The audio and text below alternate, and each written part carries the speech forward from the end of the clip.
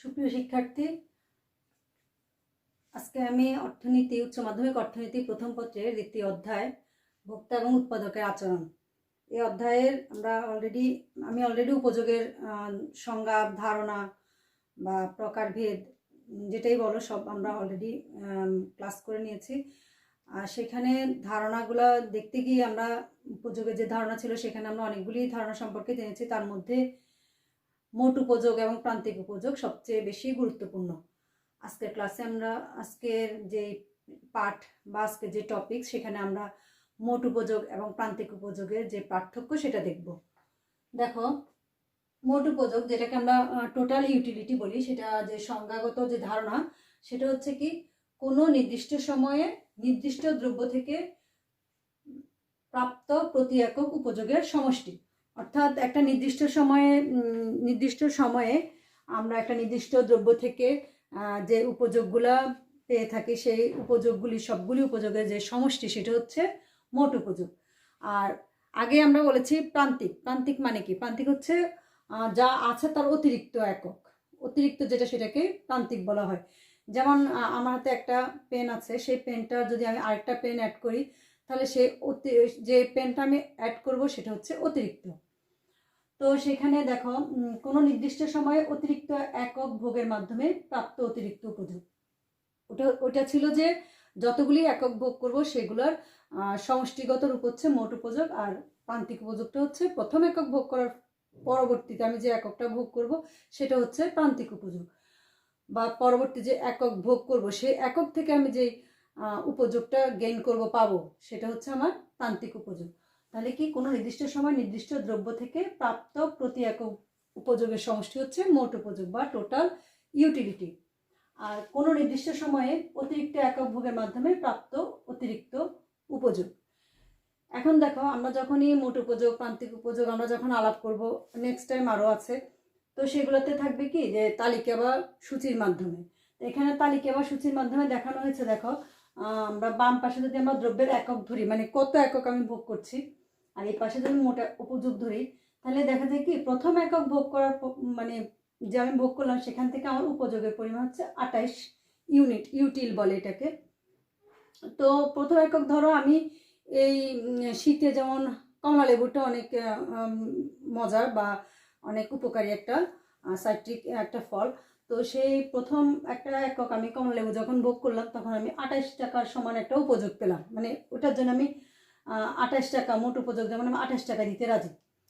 তো দ্বিতীয় একক যখন আমি একটা কমলার সাথে আরেকটা কমলা অ্যাড করব তখন দেখা গেছে যে আমি অতিরিক্ত ওইখান থেকে 2 টাকার পরিমাণ আমি বেশি উপযোগ পেয়েছি। আমি যে তৃপ্তি পেয়েছি সেটার জন্য আমি হয়তো আরও 2 টাকা বেশি দিতে রাজি, তখন সেটা মোট উপযোগ 28-এর সাথে অ্যাড হয়ে 30 হয়েছে।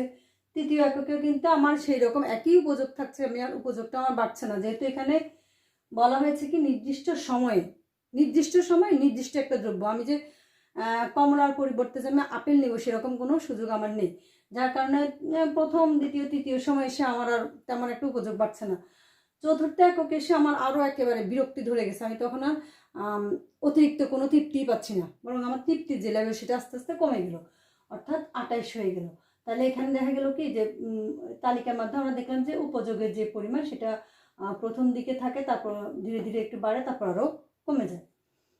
কিন্তু প্রান্তিক উপযোগ যেটা, সেটা কিন্তু দেখো, প্রান্তিক উপযোগে আমি প্রথম এককের জন্য 28 দিতে রাজি আছি, কিন্তু দ্বিতীয়টাতে এসে আমার আস্তে আস্তে কমতেছে। হয়তো সেখানে আমার আস্তে আস্তে আমি পরেরটার জন্য আমার একেবারেই দ্বিতীয় কমলার সময় এসে বললাম যে না, আমি আর বেশি উপযোগ পাইনি, আমার 2 টাকার পরিমাণ পেয়েছি বা কিছু একটা। তৃতীয় এককে এসে আমার সেই উপযোগের পরিমাণটা একেবারে 0 হয়ে গেছে। যদি আমরা এখান থেকে যদি আমরা দেখি মোট উপযোগের আর প্রান্তিক উপযোগ, অর্থাৎ আমরা এভাবে যদি দেখো তোমরা, এই পাশে যদি আমাদের প্রান্তিক উপযোগটা আমরা বোঝানোর সুবিধার্থে বলছি, আমরা যদি মোট উপযোগ থেকে প্রান্তিক উপযোগ বের করি তাহলে হচ্ছে কি মোট উপযোগের যে পরিবর্তন সেটাই হচ্ছে প্রান্তিক উপযোগ। তাহলে মোট উপযোগ আগে ছিল 28, পরিবর্তন হয়েছে 30। তাহলে এখানে কতটুকু পরিবর্তন হয়েছে? আগে 28 ছিল, দ্বিতীয় এককে এসে 2 হয়েছে। দেখো, তৃতীয় এককে এসে কিন্তু পরিবর্তন হয়নি, আগের মতনই আছে। তাহলে তৃতীয় এককে এসে 0, লাস্ট এককে এসে কি হলো? 28 হয়ে গেল। তার মানে এখানে যে মোট উপযোগের যে পরিবর্তন সেটা কিন্তু -2।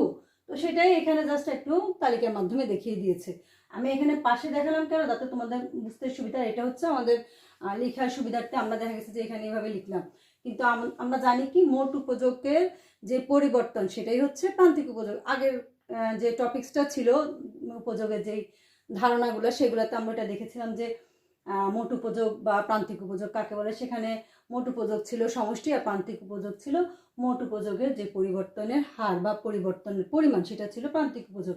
তো সেভাবে আমরা দেখি যে প্রথমে যদি মোট উপযোগ 28 থাকে, দ্বিতীয়তে এসে মোট উপযোগের পরিবর্তন হচ্ছে 2 বেড়েছে, +2। তারপর দেখো এখানে এসে আর কোনো চেঞ্জই হয়নি, পরিবর্তনই হয়নি, অর্থাৎ 0। দেন এটা এসেছে কি, এটাতে আরো কমে গেছে, তাহলে এখানে -2 হয়েছে। এখন দেখো এই যে ভোগ বৃদ্ধি, এই ধরনের কথাগুলো জাস্ট বোঝানোর জন্য বলা, যে নির্দিষ্ট সময়ে ভোগের পরিমাণ বৃদ্ধির সাথে সাথে মোট উপযোগ বৃদ্ধি পায়। একটা নির্দিষ্ট সময় একটা নির্দিষ্ট দ্রব্য যখন ভোগের পরিমাণ বাড়াতে থাকি, তখন দেখা যায় মোট উপযোগ বৃদ্ধি একটা পর্যায় পর্যন্ত বেড়ে যেতে থাকে। যেমন আমার প্রথম এককে যেই মোট উপযোগ ছিল সেটা 28 ছিল, দেন দ্বিতীয় এককে আমার সেটার ভোগের পরিমাণ যখন আমি বাড়ালাম, আরেকটা একক বাড়ালাম, তখন সেটা 30 হয়ে গেল। আরেকটা একক বাড়ালাম, সেটা কমলো না, কিন্তু আগের জায়গায় থাকলো। অর্থাৎ ভোগের পরিমাণ কিন্তু একটা নির্দিষ্ট অবস্থা পর্যন্ত বৃদ্ধি পেতে থাকে, দেন এটা ধীরে ধীরে কমতে থাকে। আর প্রান্তিক উপযোগে যদি আমরা এরকম বৃদ্ধি করতে থাকি, প্রতিটা একক যদি আমরা প্রান্তিক উপযোগকে বৃদ্ধি করতে থাকি, তাহলে প্রথমে যে পরিমাণ প্রান্তিক উপযোগ থাকে ধীরে ধীরে সেটা কমে এবং একটা পর্যায়ে 0 হয়ে যায়, তারপর দেখা যায় মাইনাস হয়ে যায়। ঠিক আছে, এবার দেখো মোট উপযোগ ক্রমান্বয়ে ক্রমহ্রাসমান হারে বৃদ্ধি পেয়ে ক্রমহ্রাসমান হারে বৃদ্ধি পায়। দেখো 28 থেকে 30 হলো, 30 থেকে আগের মতনই থাকলো, তাহলে কি ক্রমহ্রাসমান হারে বৃদ্ধি পায়। এবং একটা পর্যায়ে কি হয়, বৃদ্ধি পেয়ে সর্বোচ্চ হয়, তারপর হ্রাস পায়।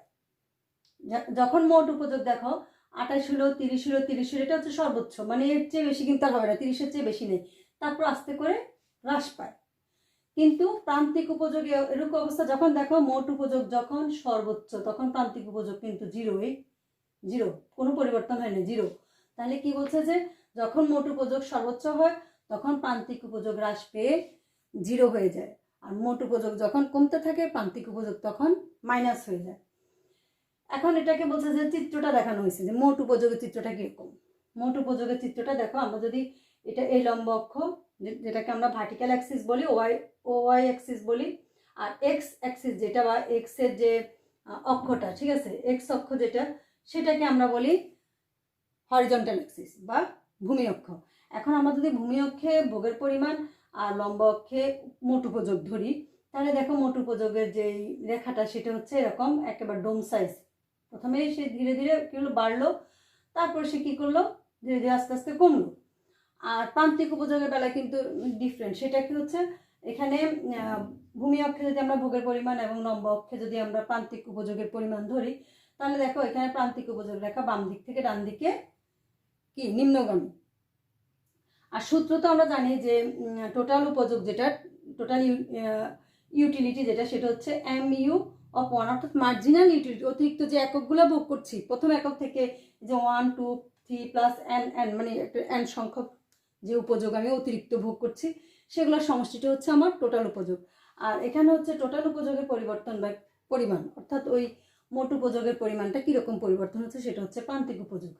এখন যদি আমরা মোট উপযোগকে একটা মানে তালিকার মাধ্যমে যদি আমরা দেখাই, তাহলে তোমরা দেখবে কি যে কিভাবে মোট উপযোগ রেখাটা এরকম হলো আর কিভাবে প্রান্তিক উপযোগ রেখাটা এভাবে হলো। তো আমরা এতক্ষণ মোট উপযোগ এবং প্রান্তিক উপযোগের যে পার্থক্যটা দেখলাম, সেটা দেখো চিত্রের তালিকার মাধ্যমে আমি তোমাদেরকে দেখাচ্ছি। তালিকার পরে আমি চিত্রটা তোমাদেরকে বুঝিয়ে দিব।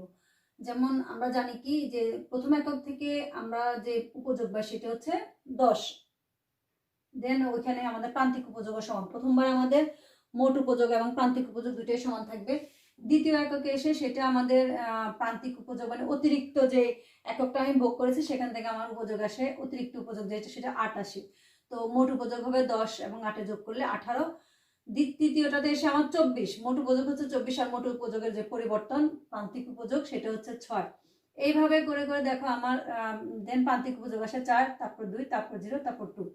এখন এটা হচ্ছে আমরা জানি যে যে কোনো জিনিস অতিরিক্ত ভোগ করলে সেটার থেকে যে প্রাপ্ত উপযোগ, হ্যাঁ, সেটা ক্রমান্বয়ে হ্রাস পাবে, 0 হবে, দেন মাইনাস হবে। তো এখন এই মোট উপযোগটা কিভাবে ড্র করতে হয় বা কিভাবে এটাকে চিত্রের মাধ্যমে প্রকাশ করতে হয় সূচি থেকে, সেটা তোমাদেরকে দেখাচ্ছি। দেখো, আমরা যদি ও এক্স বা ভূমি অক্ষ যেটা, এটা হচ্ছে লম্ব অক্ষ, এই অক্ষে যদি আমরা মোট উপযোগ ধরি, ঠিক আছে, মোট উপযোগ বা যেটাকে আমরা টি ইউ বলি, টোটাল ইউটিলিটি বলি, এখানে ধরো আমরা ভোগের পরিমাণ ধরলাম, ভোগের পরিমাণ।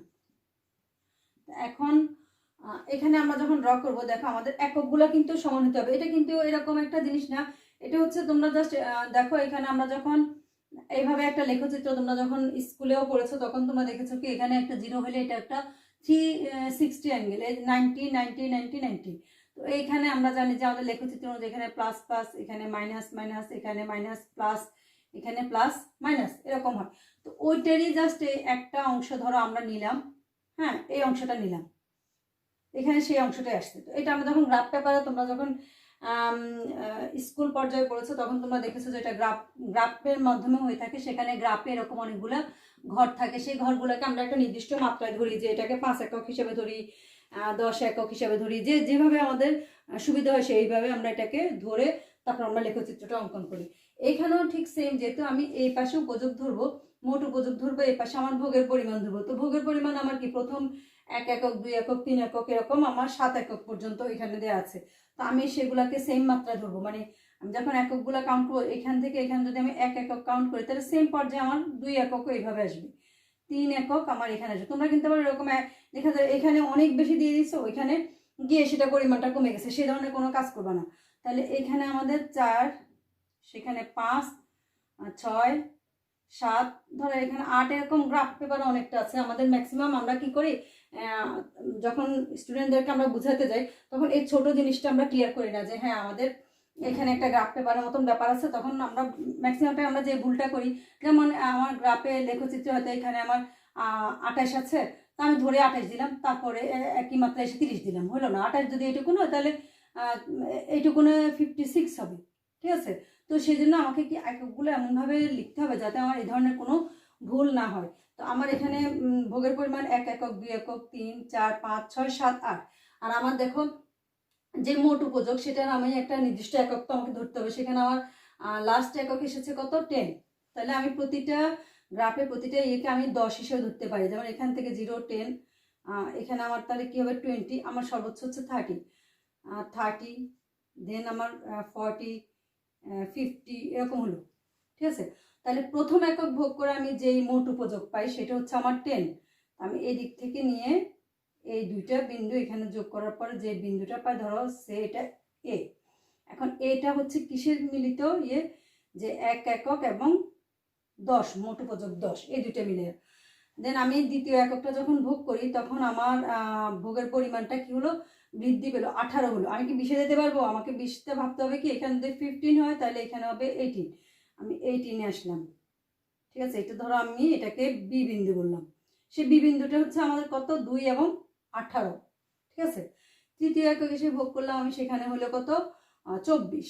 24 আমার কি, এটা যদি আমার 30 হয় তাহলে মাঝখানে হবে আমার 25, তার চেয়ে একটু কম হবে। তাহলে আমি তৃতীয় একক ভোগ করব, সেটা হবে আমার এই বিন্দুটা, সি বিন্দু, ঠিক আছে। তাহলে সি বিন্দুটা হচ্ছে কি, বি বিন্দুটা যেমন আমার 2 এবং 18, সি বিন্দুটা হচ্ছে আমার কত, 3 এবং 24। চতুর্থ একক ভোগ করলে সেখানে আমি কত পাই, 30, উপযোগ হচ্ছে আমার 30। দেখো চতুর্থ এককে আমার ডি বিন্দু যেটা, সেখানে আমি 4 এবং 30। পঞ্চম একক দেখো, সেখানেও কিন্তু আমার সেম ভোগ করি আমি, কিন্তু ই বিন্দুতেও আমার কিন্তু মোট উপযোগ আগের মতনই আছে, সেটা হচ্ছে আমার 5 এবং 30, ঠিক আছে, ই বিন্দু। তারপর আমি কি করলাম, প্রথম এককে আমার কি হলো, 10 হলো, দ্বিতীয় এককে 18, তৃতীয় এককে 24। আচ্ছা, পঞ্চম এককে হচ্ছে আমার, পঞ্চম একক হচ্ছে আমার 28, ঠিক আছে। আমার চতুর্থ একক হচ্ছে আমার 28, ঠিক আছে। চতুর্থ এককে আমার 28, মানে 30-এর চেয়ে একটু নিচে হবে। এটা হচ্ছে আমার কি, চতুর্থ একক। পঞ্চম এককে গিয়ে আমার কি হলো, 30 হলো। ষষ্ঠ একক দেখো, সেখানেও কিন্তু মোট উপযোগ পরিবর্তন হয়নি, সেটাও আগের মতনই আছে আমার। সেই 30 হলো এফ, ঠিক আছে, সেটা আমার হচ্ছে ষষ্ঠ একক। এরপর সপ্তম এককে এসে কিন্তু কমে গেল, তাহলে সপ্তম এককে আবার কিন্তু ওই যে 28 ছিল, সে 28 হয়ে যাবে। 28টা আমাদের কত এককে ছিল? চতুর্থ এককে আমাদের 28 ছিল, সেই 28-এর মতন হয়ে যাবে আমার সপ্তম একক। দেখছো, এটা হচ্ছে আমাদের সপ্তম একক, যেটা আমাদের ছিল আবার সপ্তম একক এবং 28 ইউনিট। এখন দেখো আমরা এই সব যে A B C D E F G সব যোগ করে আমি যে রেখাটা পাই সেটা হচ্ছে আমার টি বা মোট উপযোগ রেখা। বুঝতে পারছো তোমরা? ঠিক আছে, আমি আবার দেখালে হয়তো তোমাদের ভালো হতো, যেহেতু আমি অনলাইনে নিচ্ছি সেহেতু হয়তো তোমাদেরকে আরেকবার দেখানো যাচ্ছে না। তারপর তোমরা এই যে ইয়েগুলি আছে সেগুলোকে এভাবে তোমরা যখন পুট করবে তখন এ বি সি ডি এরকম কতগুলি বিন্দু আসবে, সেই বিন্দুগুলোর সংযোগই হচ্ছে মোট উপযোগ রেখা। তাহলে মোট উপযোগ রেখাটা কি প্রমাণ করতেছে? সেটা ধীরে ধীরে ধীরে ধীরে বাড়লো, বেড়ে একটা জায়গায় এসে সেটা কিন্তু আর স্থির থাকলো। স্থির থাকাটাই কিন্তু সর্বোচ্চ, মানে এরপরে কিন্তু আর বাড়বে না, এরপরে কমে যাবে। সো ওইটাই হচ্ছে সর্বোচ্চ। তারপরে দেখো কমে গেছে, আবার 28 হয়ে গেছে। তাহলে এটা হচ্ছে আমাদের মোট উপযোগ রেখা। এখন দেখো প্রান্তিক উপযোগ রেখা যেটা, সেটা আমরা দেখাই। ভালো করে খেয়াল করো, আমরা আগের মতনই ওই যে বললাম এই সাইডটাকে নিয়েছি। এখানে কিন্তু যেহেতু মাইনাস আছে সেহেতু আমি এই দুইটা সাইডই ইউজ করব। ঠিক আছে, আমি এইভাবে করব। এটা যদি আমার অরিজিন হয় তাহলে এইটা হচ্ছে আমার আরেকটা সাইড। যেহেতু এখানে মাইনাস এসেছে সেহেতু আমাকে কি করতে হবে? এখানে আরেকটা সাইড নিতে হবে। তো এটা হচ্ছে আমার Y X, Y prime X prime. ঠিক আছে, এখন এখানেও তোমরা সেম করো। আমাদের ভোগের পরিমাণ ছিল প্রথম একক, দেন দ্বিতীয়, তৃতীয়, চতুর্থ, পঞ্চম, ষষ্ঠ, সপ্তম, অষ্টম, এরকম অনেক আছে। আমাদের হাইয়েস্ট যে প্রান্তিক উপযোগ সেটা ছিল 10। তাহলে এখানে যেহেতু 10 আছে সেহেতু আমরা এখানে 1 করে ধরতে পারি। 1 2 3 4 5 6 7 8 9 10। দেখো আমার সবগুলি একক কিন্তু সমান হয়েছে। যা তোমরা যদি লেখচিত্র ভালো জানো তাহলে তোমরা দেখবে যে এটা এরকমই হয়। দেন মাইনাস এসেছে আমার 2, তাহলে মাইনাসও আমি ধরবো কি 1 2, আমরা 5 পর্যন্ত ধরতে পারি, এমন কোনো সমস্যা নেই, যেহেতু আমাদের 2 এর বেশি নাই, জাস্ট আমরা ধরে রাখলাম আর কি। এখন প্রথম একক যখন আমি ভোগ করলাম সেখান থেকে প্রান্তিক উপযোগ পেলাম আমি +10। তাহলে আমাকে প্রান্তিক উপযোগ হচ্ছে আমার, দেখো +10, এটা হচ্ছে আমার এ বিন্দু। দ্বিতীয় একক যখন ভোগ করলাম আমি পেলাম কত? +8। এখন দেখো দ্বিতীয় একক হচ্ছে আমার +8। আমি কিন্তু এখানে এসে দাগ দিইনি, ঠিক এটির মধ্যে এসে দাগ দিলাম। সংযোগ হচ্ছে আমার বি বিন্দু। তৃতীয় এককে এসে আমার হচ্ছে কত? 6। তৃতীয় এককে আমার 6, এটা হচ্ছে আমার সি বিন্দু। হ্যাঁ, চতুর্থ এককে এসে আমার হলো কত? 4, এটা হচ্ছে আমার ডি বিন্দু। পঞ্চম এককে এসে হলো আমার 2, ই বিন্দু।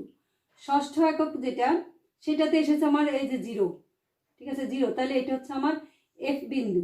তারপর এককে এসে আমার কত হয়েছে? মাইনাস হয়েছে। আমার সপ্তম এককে এসে আমার মাইনাস হলো। দেখো -2 থেকে আমি গেলাম, গিয়ে সপ্তমের সাথে অ্যাড করলাম, এটা হচ্ছে আমার জি বিন্দু। মাইনাস হলো, ঠিক আছে।